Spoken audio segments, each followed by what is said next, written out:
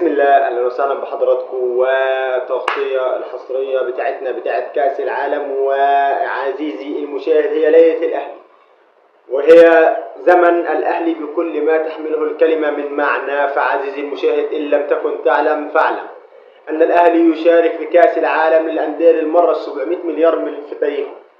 الاهلي واخد كاس العالم رايح جاي، الاهلي واخد كاس العالم فسحه، الاهلي واخد كاس العالم كانه مراجيح يابا المولد. فعزيزي المشاهد، اربط الحزام بتاعك علشان احنا معانا يوميا تغطيه حصريه هتكون موجوده ما قبل وما بعد لقاءات الاهلي الميراث. وعندك لقاء بورتو المهم جدا جدا جدا. الثلاث لقاءات اللي هيتلعبوا في كل المواعيد بتاعتهم احنا هنكون موجودين قبل المباراه، وهنكون موجودين بعد المباراه. ده غير التغطيه الحصريه اللي هنكون موجودين فيها مع حضراتكم النهارده. موجودين النهارده وبكره وبعده باذن الله بمشيئه الله لحد ما البطوله تنتهي. يوميا على مدار الساعه هنكون موجودين مع حضراتكم. اما فيما يخص لقاء الاهلي وانتر ميامي ولقاء الاهلي وبالميراس ولقاء الاهلي وبورتو، فالنهارده شويه معلومات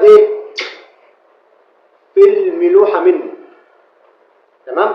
يعني ايه بقى؟ خليني اقول لك انه الاهلي بيمتلك مجموعه من العناصر اللي تقدر تخليه يكسب ماتش انتر ميامي ويكسب ماتش بالميراس، ويا عم مش هقول لك يكسب بورتو ولكن يتعادل مع بورتو.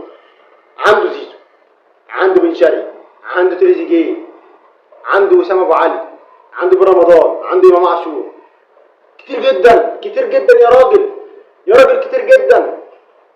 في لعيبه كتيره جدا موجوده في الاهلي. اذا استطاع ريبيرو ان هو يوظف اللعيبه دي بالطريقه الكويسه اللي تقدر تخلي الاهلي يعمل اداء ونتيجه كويسه جدا جدا جدا، جايين للحته ديت، جايين لحته النتائج، جايين لحته التعامل الفني بتاع ريبيرو، وجايين حتى التصريحات ريبيرو الفتره اللي فاتت، او بالاخص النهارده. يعني التصريحات بتاعته النهارده اللي اتكلم فيها عن الاداء الفني هيكون ازاي، هو هيتعامل بالشكل ايه، بالطريقه اللي بيحبها في اللعب.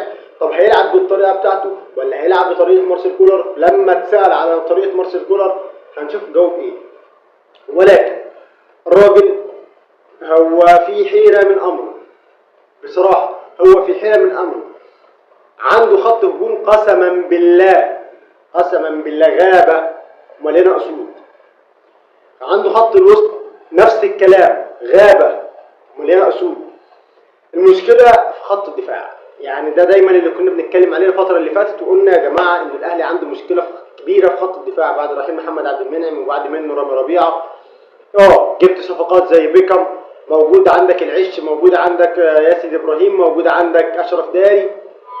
الناس دي كلها موجوده، ولكن هل انت هتقدر توظف الناس دي بالشكل المطلوب؟ هل انت هتقدر توفر الامكانيات اللازمه لان الناس دي تكون موجوده بالشكل الامثل اللي تؤدي بيه النتيجه او الاداء اللي انت عاوزه كمدير فني؟